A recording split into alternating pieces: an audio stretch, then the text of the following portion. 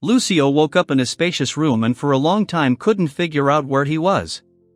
While he was recovering, a maid entered and greeted him politely, but he, confused, merely repeated her words, not understanding what was happening. Meanwhile, the girl in the corridor was calling his name, wondering where he had disappeared to, while the young man himself was walking away down the long corridor, irritably demanding to be left alone, since his changing was still not finished. At the same time, Viola was barely visible from behind the wall, observing the commotion, and Shun came across a massive door and immediately decided that it was ideal as a shelter. Later, Lucio led the boy into a huge archive where rows of books stretched upwards, and the boy at first mistook the room for a library, but then realized with surprise that his own grandfather was standing in front of him. Shun began asking about grimoires, and the elderly man explained that he had spent his entire life collecting these tomes, showing impressive shelves that left a nearby girl in genuine admiration. Then one of the adults handed over a recently found book and suggested trying to understand it, and the young reader agreed, realizing that it was better to stay here than to encounter the persistent maid again.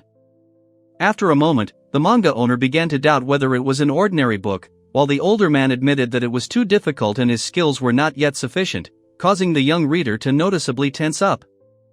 The old man said he would take care of the other volumes, and the boy agreed, but first he carefully examined his manga, surprised by its contents, and then involuntarily smiled. While the young man was immersed in reading, the old man continued to struggle with the incomprehensible text, and an observer nearby realized that he was experiencing serious difficulties in deciphering the pages. After a minute, the boy wondered why the material seemed difficult, but soon discovered that it was a simple and easy-to-read manga, and when his older companion asked if he had given up, the young man said that he had simply finished reading. After this, the elder rose from his seat, amazed that the young man had actually succeeded, and invited him to come with him, intending to show him something important.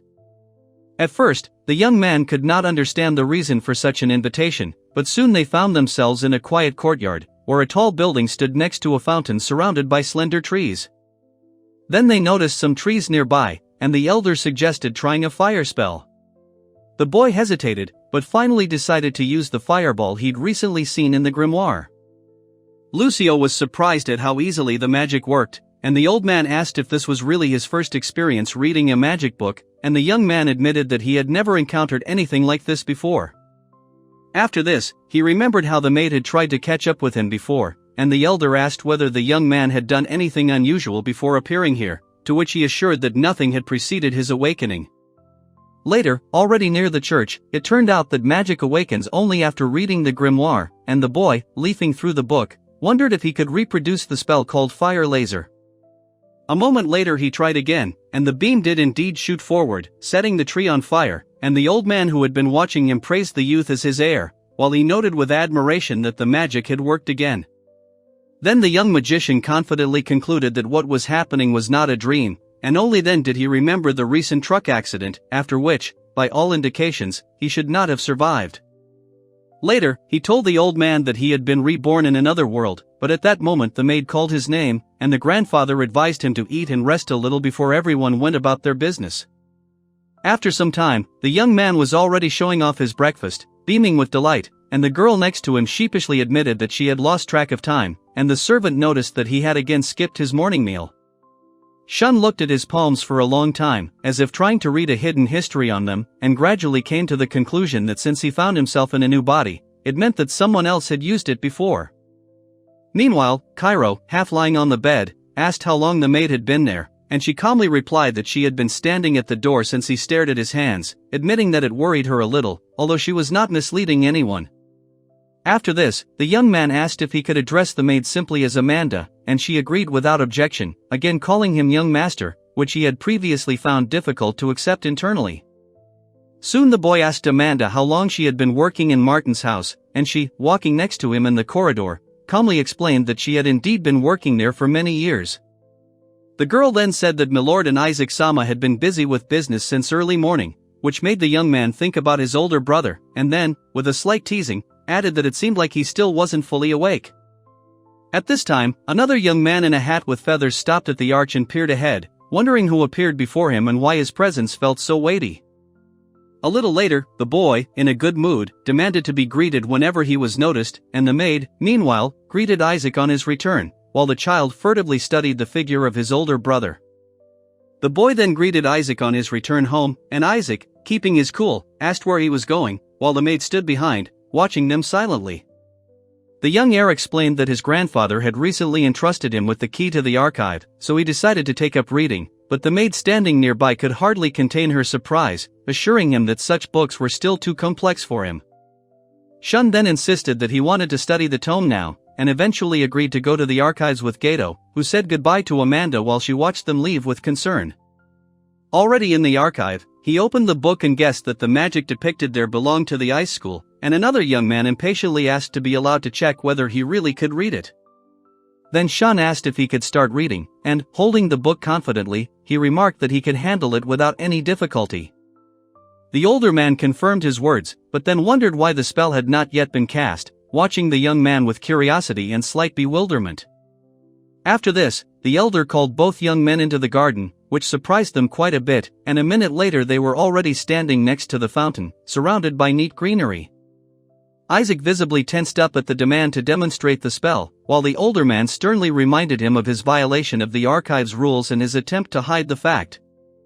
Viola intervened and stated that Lucio was also partly to blame, as he claimed to be able to read minds, while Cairo stood nearby, clutching a book and closely following the conversation. The elderly mentor then turned to Lucio and asked if he was capable of using the magic from the book, and the young man confidently confirmed this, creating a sharp ice spike in front of himself. After that, the elder confirmed that the tome did indeed belong to the ice school and demanded that they act immediately, while Shun felt a sense of unease and the girl behind him remained silent. The young man quickly tried to stop his grandfather, assuring him that he was helping his father, but the elder did not believe his words and ordered Isaac to be locked in a separate building for 3 days, after which he ordered him to follow. Left with this thought, the boy realized that Martin's house did not forgive deception, and concluded that lying should be avoided in any place, regardless of the circumstances. Suddenly, the young lady tripped and fell on the stone floor, screaming in surprise, after which a guy approached her and asked if everything was okay, and she, looking up, was perplexed as to who he even was. A whole month had passed since his arrival in the new world, and meanwhile, in the darkened archive filled with the noise of rain, he was practicing a glowing technique called filament, thinking that he had already mastered 2/3 of his grandfather's collection and learned over 1,000 spells. After some time, the old man informed Lucio that his bride would arrive tomorrow, advising him to be on good terms with her, and the young man, without showing any excitement, quite cheerfully declared that he understood everything. Then another young man was sitting among the tall shelves of books and was reading enthusiastically, but suddenly he noticed something in the text, which caused him to sharply raise his head, and the elder standing next to him watched his reaction. The boy turned to his grandfather with concern, asking why his bride was only 6 years old, while the old man, with complete seriousness, confirmed both her arrival and her age. After this, the elder informed the young man that many issues had to be resolved, and when he clarified what they were talking about, he was reminded of the previous agreement, showing a memory of the ceremony at which the young man was announced that he was engaged to the granddaughter of the old man's best friend. Then the old man sternly noted that if the girl was under their protection, no one would dare to harm her, and Lucio agreed, considering everything that was happening to be something similar to the appearance of a younger sister, and the next day the carriage stopped at the gate, and young Sylvia remained tensely quiet. The older man approached Sylvia cautiously, expressing concern, and she looked ahead with a slight, hidden sadness, barely noticeably squeezing her thin fingers. At this time, the old man watched with alarm as the young man confidently stepped forward and asked to be entrusted with the situation, preparing to use the technique known as the elegant transformation. After this, the girl holding the bouquet opened her eyes wide and froze when someone's hand gently touched her palm, causing her to freeze in confusion. Sylvia blushed, clutching the flowers, while Lucio gently kissed her hand, calling her his sweet little wife, and the older man praised the young man, and the scene ended with a view of the calm sky and a story about the addition to the family. The narrative soon clarified that, due to a number of circumstances, a new member had indeed appeared in the family, and then the action smoothly shifted to nighttime. Meanwhile, the boy asked his grandfather where Sylvia would live, while simultaneously thinking about placing her in a huge house. The elder explained that since she was his wife, they would have a common sleeping place, and the girl, understanding this from the first word, was a little confused, although she did not show it outwardly. Later, Sylvia was sitting on the edge of her bed, looking out the window, and was startled when someone asked her why she was not sleeping, and the other person was already sitting on the bed, watching her closely. Then the young man noticed a damp spot and wondered if she had wet the bed, remembering unpleasant episodes from the past and trying to understand what could have happened. Gato called out softly to Sylvia, causing her to flinch and hug a pillow to her chest, and he warned her that she might catch a cold and offered to help her change. She slowed down, quietly asking if he was angry, but the young man calmly assured her that there was nothing to worry about and suggested that they first resolve the issue of clothing. He again assured her that there was absolutely nothing to be angry about, and the girl quietly apologized, admitting that this sometimes happened when she fell asleep in an unfamiliar place, and she felt genuinely embarrassed.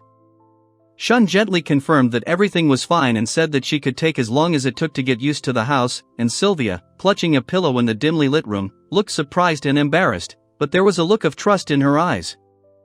The young man cautiously offered to help Sylvia change her clothes and tidy her up, and after a short pause she agreed, watching him calmly prepare for it. Then Shun advised her to change into her pajamas, laid out a warm blanket on the floor, and at that very moment Viola joyfully jumped on it, sparkling with a satisfied look.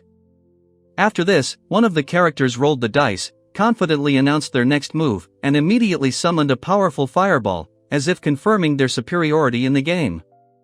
Later, the young man fiddled with the enormous sheets, struggling to pull them onto the bed, and then proudly showed the new covering to Sylvia. She looked surprised, and he called Amanda, who instantly appeared at the door, asking if she needed help.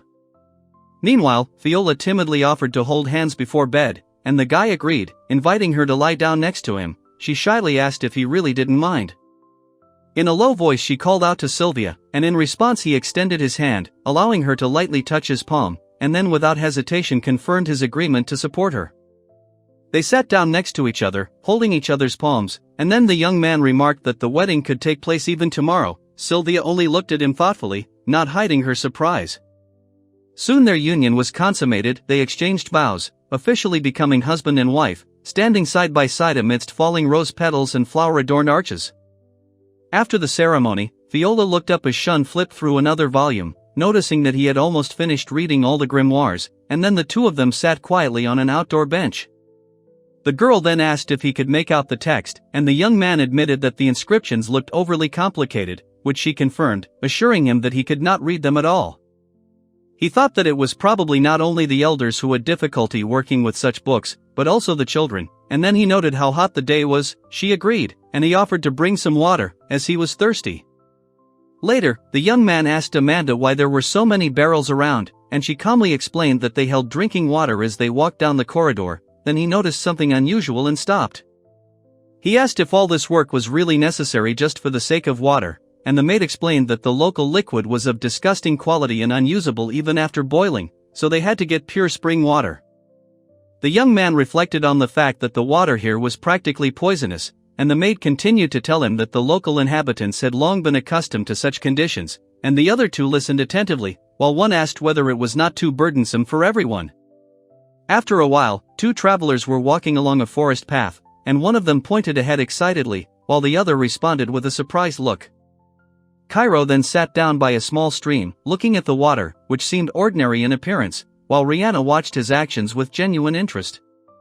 At the shore, the girl anxiously asked if Lucio was okay, and he reassured her with a slight smile. She thought out loud that the water was undrinkable, while he reached for a wooden glass. The boy then activated the distillation spell, watching as small bubbles rose in the liquid, and wondered to himself whether such purification was really safe, despite the obvious effect. However, Sylvia abruptly raised the glass to her mouth and drank it almost in one gulp, which caused the young man to be shocked, and he quickly called out her name, watching as she quickly intercepted the drink. Viola smiled softly and assured her that everything was fine and the water was delicious, and the young man asked with noticeable concern whether she was feeling worse. The young man carefully inquired if Sylvia was in any pain, and she quickly assured him that everything was fine.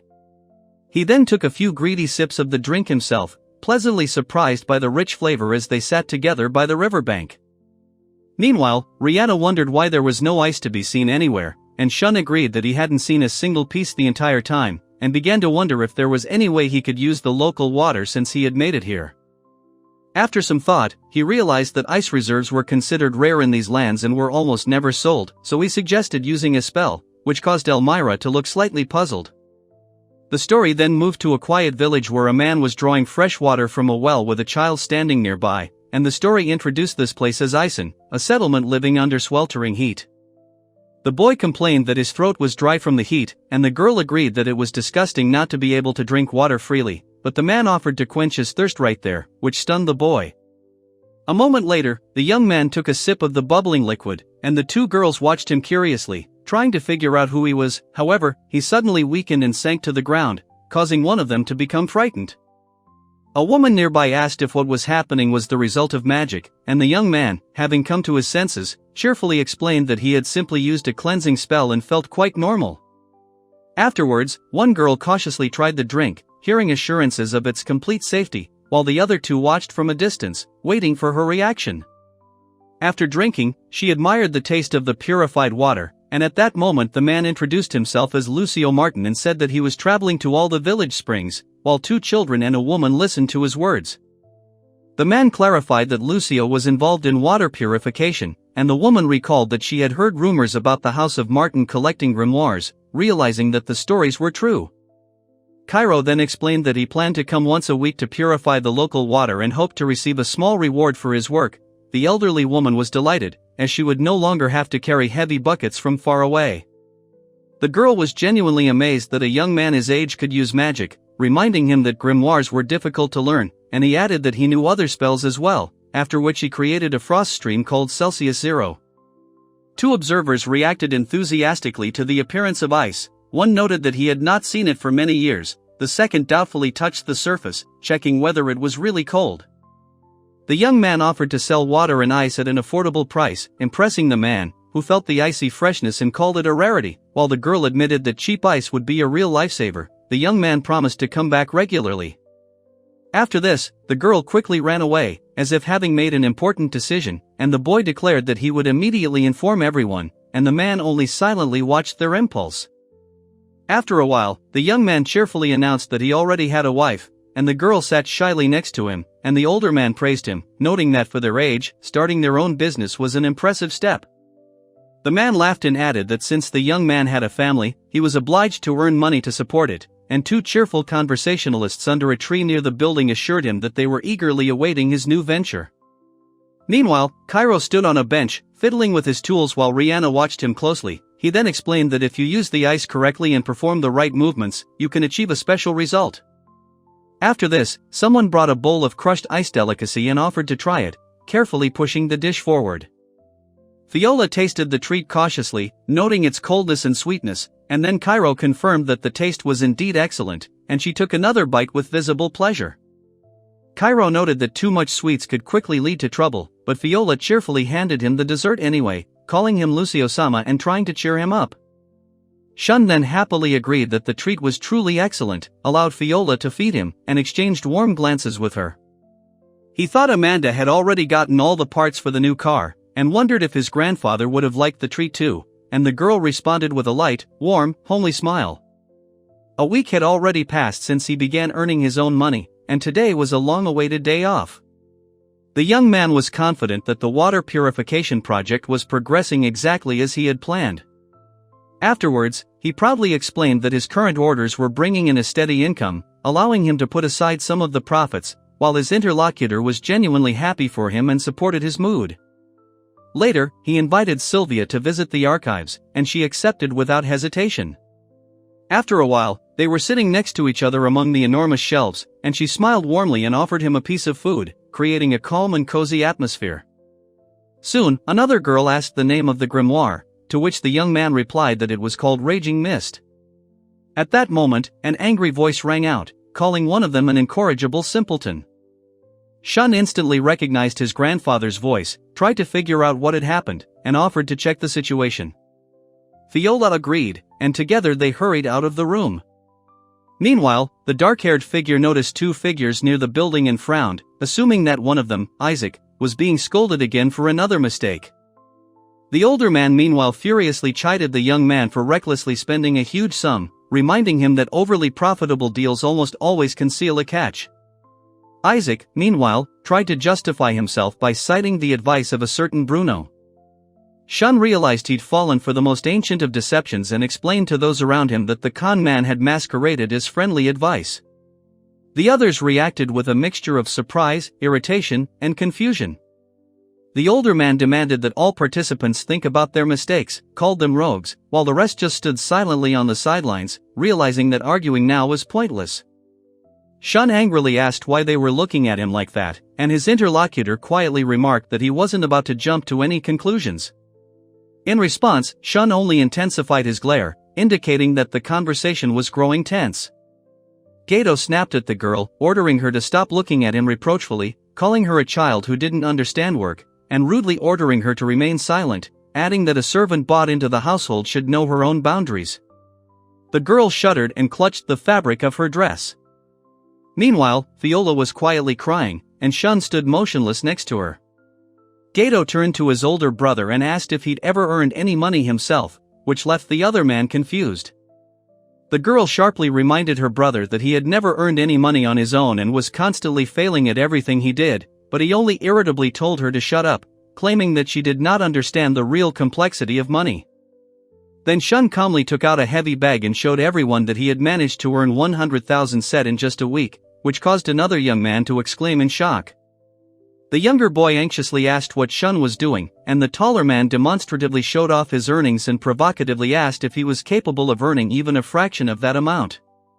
Shun confidently pointed out that he used magic and had developed his own water purification business, while Cairo awkwardly admitted that his money was just a small allowance, more suitable for a child's game of family.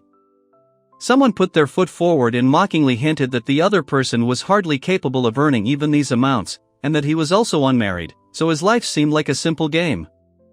Shun suddenly froze, noticing how Viola thanked Lucio-sama, holding his hand tightly, and then gently lowered her head, trying not to attract unnecessary attention. Cairo confidently declared that the girl belonged to no one and had not been purchased, emphasizing that he would never allow anyone to treat her that way. He added that she had been destined to be his companion even before he was born. Then Viola, still with tears glistening on her eyelashes, quietly agreed, and Shun extended his hand to her and calmly suggested that they return together, while the light autumn leaves gently fell around them. A moment later, Lucio heard a calm good morning from a figure outside the frame, causing him to turn around sharply and look up in surprise at the approaching person. Trying to appear more mature, he remarked that he was already 8 years old and asked Amanda not to call him young master. However, she gently replied that to her, he would always be the same boy she was raising with care.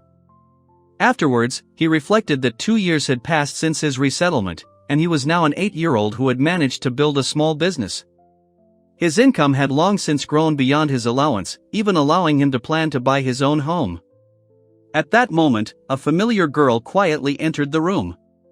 She greeted him warmly, showing him the design on the fabric, and he, looking closely at the neat stitches, noted to himself how confidently she handled the delicate work, amazed at her perseverance. Viola smiled with a slight blush, and Shun, leaning closer, admitted that he himself could not have created anything like this and certainly could not have done it better than her. Meanwhile, someone suggested Sylvia go for a walk, and she immediately agreed. A few minutes later, their path led them to a quiet street where passers-by were calmly going about their business.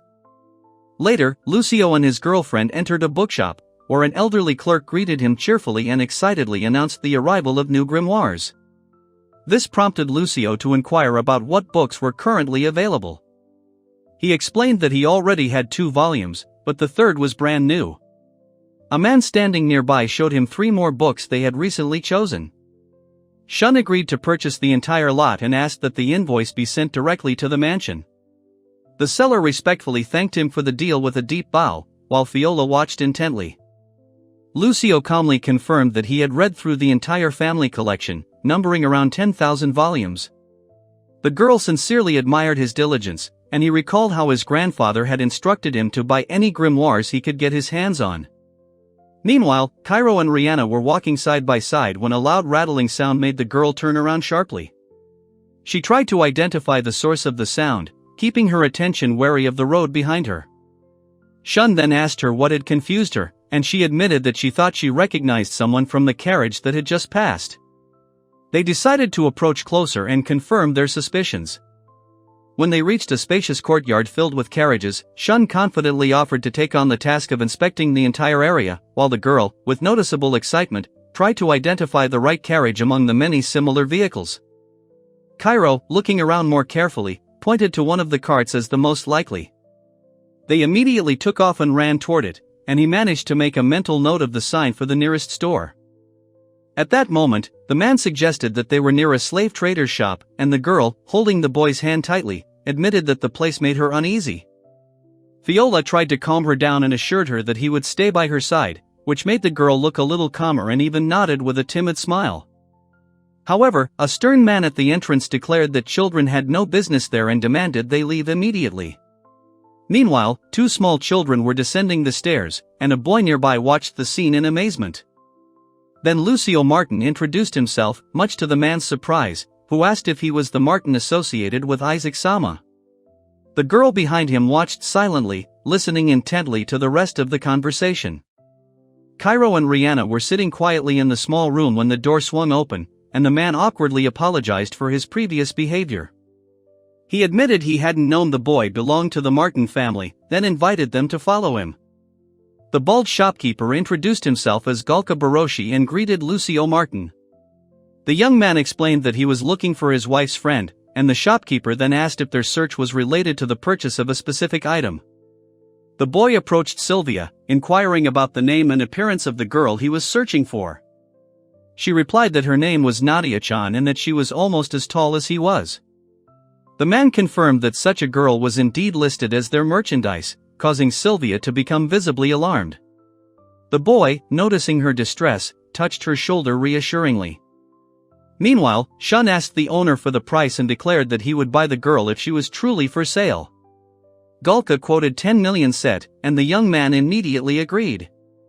Shun insisted on paying for the purchase himself, and the older man noted his determination and informed him that the bill would be sent to the Martin house. The young man confidently declared that he would prepare the required sum immediately, but his older interlocutor, playing with his fingers on his chin, warned that such a deal required seriousness, especially for the young heir. Then Shun, inspired, used a gravitational technique, causing several bags to rise at once.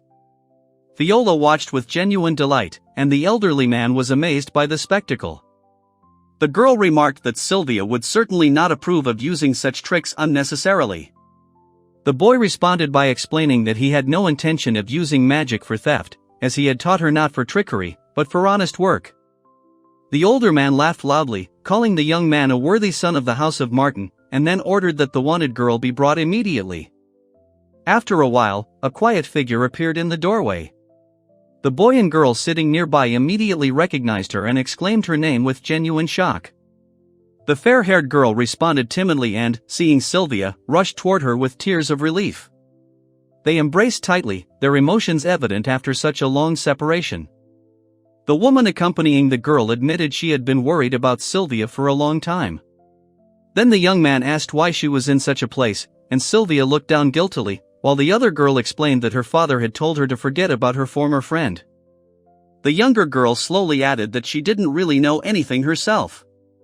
She recalled how strangers had once broken into their house and were talking about foreclosure.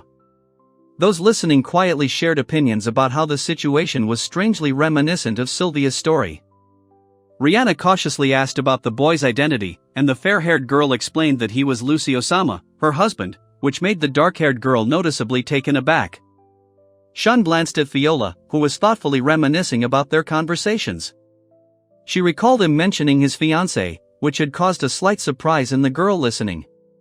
Then the young man hesitantly extended his hand, wanting to comfort the lost girl. He didn't want to leave her in such a dejected state and wanted to lift her spirits at least a little. Viola perked up and suggested they prepare for the exit, while Rihanna noted with admiration that Lucio possessed a vast number of spells, over 1,000. The young man smiled, observing her genuine delight. Viola blushed, embarrassed by the praise, and the dark-haired boy noticed that the outfit she had chosen emphasized her cute image, making her look even more attractive.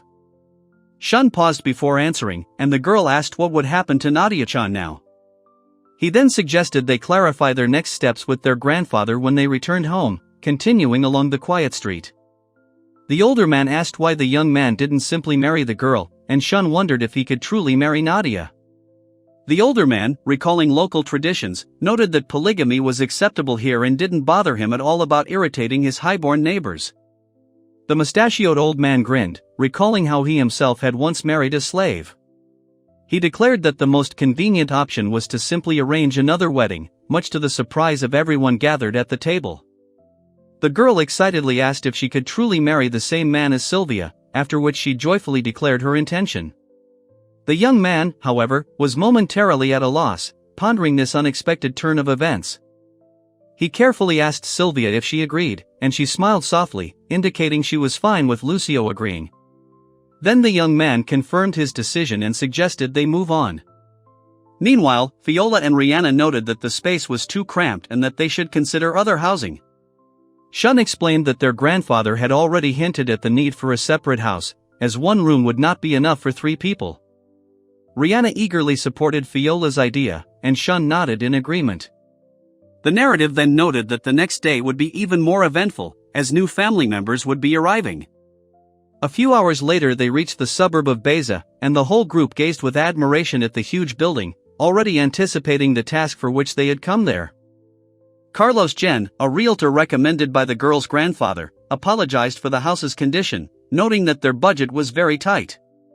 The girl was surprised, not expecting such a view. Cairo sheepishly apologized for trying to find affordable housing based solely on his own resources. However, the man assured him that serving the Martins was an honor and praised the efforts of his 8-year owner. Then Carlos, a little nervously, repeated that this house was the only option in the right price range. The young man involuntarily yelped at the hint that the other houses had special circumstances. Soon the man opened the massive door and showed them the room they'd asked to inspect. The space turned out to be so spacious that it even surpassed Lucio's own bedroom. Carlos smiled at the boy's gratitude. He sat down, running his hand across the floor and wondering if he could patch up the house with magic. He also remembered that they would need a king-size bed because of Sylvia's nighttime erratics. Gato confidently declared his readiness to take the house, and Shun asked 2 girls for their opinions. One said the atmosphere was calm, while the other added that being near Lucio was enough for her, which made the decision immediately. Cairo thanked Carlos, who wished him a happy life in his new home. They shook hands as the soft sunlight streamed through the windows. Shun suggested an early night, imagining a cozy bed, and reminded the girls of the need to clean up tomorrow. They both readily agreed and supported his plan. As the twilight deepened, the young man realized he needed illumination. He quickly decided to use light magic and, with a confident movement, created a bright glow. The trio raised their heads, gazing at the glowing stream. The girl admired its beauty, while the other warmly thanked Lucio-sama for the wondrous sight. Gradually, the conversation turned to plans for the future. They decided to turn this room into a library for grimoires, and turn the adjacent room into a wardrobe with cute clothes, continuing to discuss how to fill the house with books. The young man suggested creating another room next to the wardrobe for beautiful clothes, and both girls enthusiastically supported the idea. Then Fiola and Elmira agreed that a separate space for a library would be ideal, even for 2. Gato remarked that he wanted the girls to always look charming, which elicited a quiet surprise from them. Later, they all settled into the same bed, and the young man reflected on the fact that after buying the house and buying Nadia out, he had no savings left, so he'd have to work even harder. Sylvia woke up excited next to Lucio, who greeted her cheerfully, surprising her by being up before everyone else. The girl involuntarily shuddered in surprise, still unaccustomed to seeing him so active in the mornings. A moment later, Shun cheerfully wished everyone a good morning, and Cairo, lying on the carpet, received a gentle wake-up signal from him. Meanwhile, Fiola hurried to the kitchen, intending to prepare breakfast for the whole group.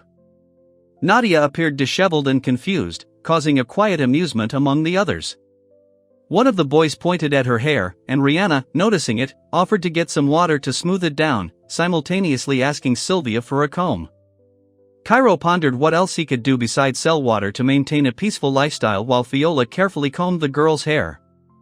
Then Elmira suggested fishing, making the young man wonder why food was even an option. Fiola explained that since the water was already for sale, the fish would be a convenient addition, and Shun added that they could use the extra catch themselves. After a few minutes, everyone agreed the idea sounded reasonable. After breakfast, they headed to a forest clearing, intending to go fishing. The spot turned out to be quiet, surrounded by trees and mountains, which immediately gave their plan ease and confidence. When the girl asked about the availability of fishing rods, the young man calmly replied that it was no problem. Then with one confident swing he formed a cutting wind, introducing a technique called air cutting. Shun attached a string to a stick and used magic to create improvised fishing rods. He suggested they fish this way, while Viola and Rihanna carefully examined these unusual tools. Cairo explained that magical hands could pull fish out of the water with just his intention, after which both girls agreed to try the new technique. Their spirits grew much bolder. As the floats touched the surface, the two girls silently hoped the magic hand would work. A second later, one joyfully called out to him to pull in the line, while the other noted with surprise that the bite had happened so quickly. Viola and Rihanna proudly showed off their catch, genuinely admiring the result. Shun watched nearby, already preparing to test the technique himself, noticing his friend's excitement. Soon, the entire group enthusiastically decided to have a competition to see who could catch the most. As they talked, the girls marveled at Lucio's ability to use so many types of magic, despite the extreme difficulty of reading grimoires, and marveled at the size of their catch. As the sky began to darken, one of the girls wanted to try reading the grimoire, but the young man calmly suggested postponing it for another day. After a brief discussion, everyone decided to return home. Viola loudly declared her hunger, and Shun agreed that fried fish would make an excellent dinner. The blonde girl supported the plan, suggesting that they cook fish. Later, Viola arrived at Lucio's house and, a little nervously, knocked on the door. Introducing herself as Ines, she asked if he lived there, and a girl peeked out from behind the door, trying to figure out who exactly had come. Sylvia asked why they were looking for her, and the guest explained that she had been sent there by the boy's grandfather. The girl sitting next to her confirmed that Lucio was indeed a good reader of magic books. Ines delightedly told her that Lucio was capable of casting over 1,000 spells, surprising her interlocutor. Then, the guest asked for a meeting, hoping to ask him for a small favor. The young man introduced himself with a smile as Lucio, stunning the guest, who had expected someone else. Another girl confidently explained that there was no such person, and the young man wondered if his grandfather had gotten something wrong. He noticed that Sylvia had mentioned her request, so he offered to examine the magical grimoire. The girl paled in surprise, trying to comprehend the proposal. Gato suggested they wait a moment, then carefully read a few lines, which shocked Viola. The girl exclaimed in surprise, as he had recognized the text so easily, as if it were something simple. Rihanna asked Viola what kind of grimoire she was holding, and she calmly explained that the book belonged to her late grandmother and contained the only magic she could ever use. Viola expressed understanding and added that she had turned to grandfather Lucio for advice because the grimoire was imbued with ancestral memories, and she wanted to revisit the magic that bound her family. Then she sighed deeply, as if returning from her own reverie. Meanwhile, Cairo quickly finished reading the latest volume, stunning Rihanna, who was sure it had been less than half an hour. He offered to prove his skill in practice, then led them outside and, with one confident command, summoned a huge dragon. Viola marveled at the majesty of the summoned creature, while the girl standing nearby quietly appealed to her grandmother's memory, asking if the dragon would allow her to ascend into the sky. The enormous creature calmly agreed, as if understanding the child's feelings. Elmira perched on the dragon's back, sharing that her grandmother had comforted her in a similar way when she was little. The girls below were excitedly discussing their own desire to try flying, already anticipating their turn. The dragon reaffirmed his willingness to lift the girl into the sky, while the other declined, feeling unsure. Following this, quiet words of gratitude were offered to Lucio, without whom all of this would have been impossible. The girl climbed onto the dragon, and it began to rise, while someone in the group encouraged Nadia, reminding her not to be afraid. The narrator remarked that he was glad to help the child and thought that next time they could go somewhere else. Sylvia hummed to herself as she returned home, clearly in high spirits. Lucio noticed this and remarked on her contented appearance, and she attributed her joy to her new hairstyle, emphasizing that she had styled it with the help of magic.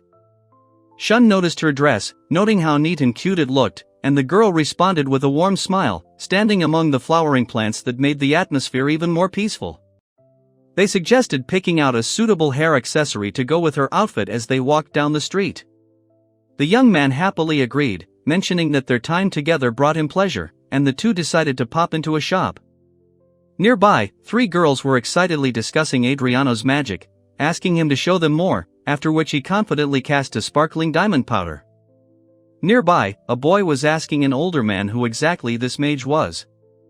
The boy asked if it was really the court wizard in front of them, and the man with his arms crossed confirmed his status, while the girl next to him listened attentively to the conversation. The crowd was discussing a young man from Beza, who had already read 20 grimoires and was returning to a family celebration for the first time in a long time. The man expressed dissatisfaction, while his companions called the young mage a true talent. When Fiola was asked if she would go to the ceremony, she refused, and the young man worriedly asked the reason, noticing the change in her mood. Fiola tried to downplay the importance of someone learning 20 spells, but Shun, understanding, noted to himself that he was capable of casting thousands. Then he called Sylvia to continue on their journey together. Sylvia looked hesitant, but the young man gently asked her not to make such a face, as it would spoil her charming appearance. He then told her to wait a bit while they stood in front of the building. Shun handed Rihanna a small, shiny crystal, and she watched in fascination as the sparkling diamond powder shimmered in the light, calling it amazingly beautiful. The young man threw several objects into the air, offering to try again, and at that moment a pumpkin carriage appeared, and Fiola stopped next to it in surprise, not understanding where it came from. Lucio invited the girl inside the carriage, calling her his princess, and although she sheepishly denied the title, he insisted that for him she remained sweet and charming, which left her speechless.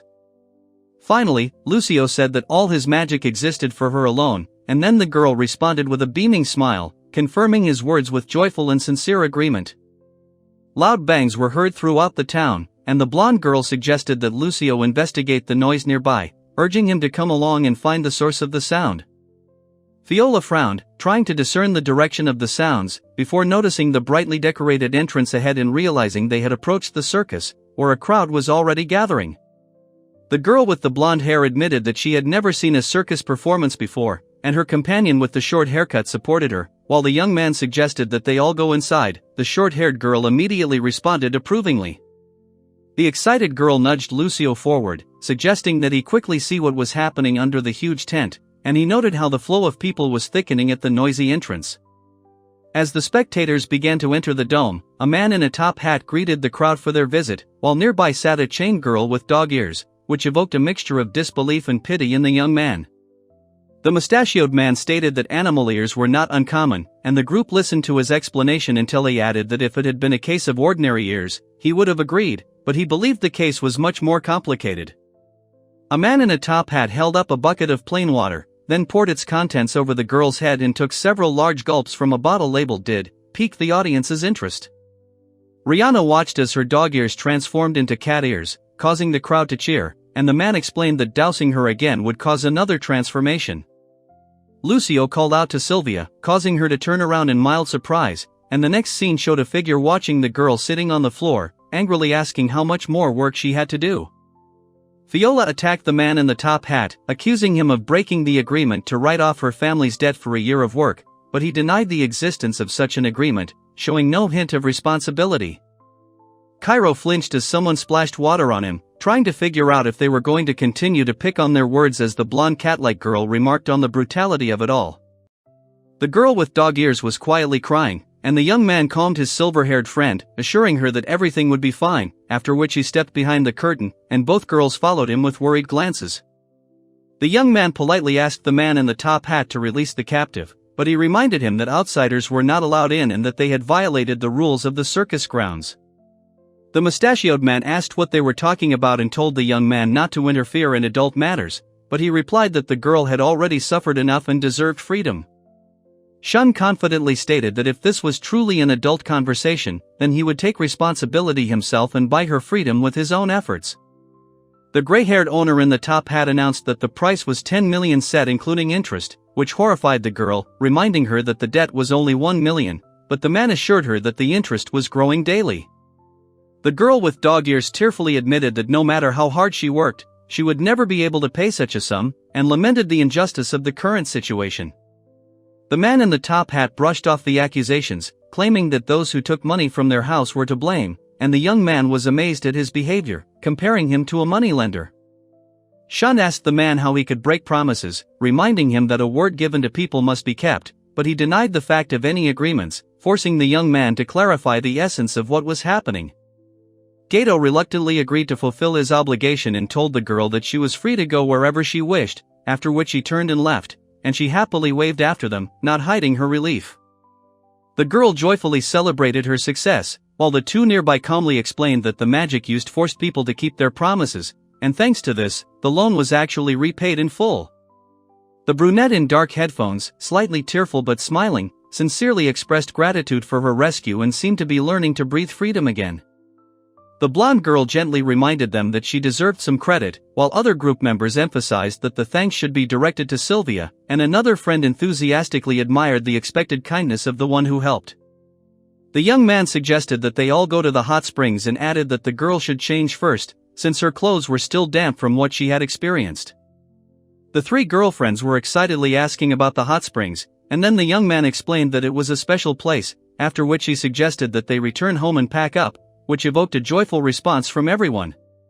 Shun energetically announced that it was time to move out, and the three girls looked in surprise at the cargo cart loaded with luggage near the large building, admiring how much they had to take with them. Viola noted that the hot springs were quite far away and the journey would take several days by carriage, but Cairo assured everyone that with the help of his magic they would get there faster, and the girl with pigtails happily added that she had brought a lot of games with her to while away the time on the journey. The young man suggested combining relaxation in the springs with board games, which sparked a new surge of enthusiasm, and when his friends asked what was so unique about this hot spring, he mysteriously replied that they would see for themselves when they got there. Shun declared that they were completely ready, and the three girls Rihanna, Viola and Elmira stopped in amazement before the huge cave entrance, emitting a soft glow.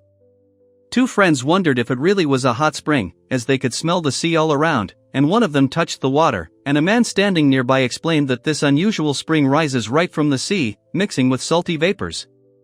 Gato suggested that they start by tidying up the place, and Viola enthusiastically volunteered to do the laundry. Afterwards, the young man called on everyone to change clothes, while Viola and Rihanna were already getting ready with drinks and cheerful poses. Sylvia admiringly told Nadia that she looked great, and the blonde girl in response noted that Sylvia looked very cute too, both of them sincerely enjoying the moment. Shun stepped away for a moment to attend to his own business, then returned with a milky drink with fruit and handed it to the girls, who relaxed in the warm water and accepted the treat gratefully. Viola happily noted that the taste was unusually pleasant. Then the young man asked if warm water caused a transformation, and the girl assured him that such changes only occurred in ordinary water.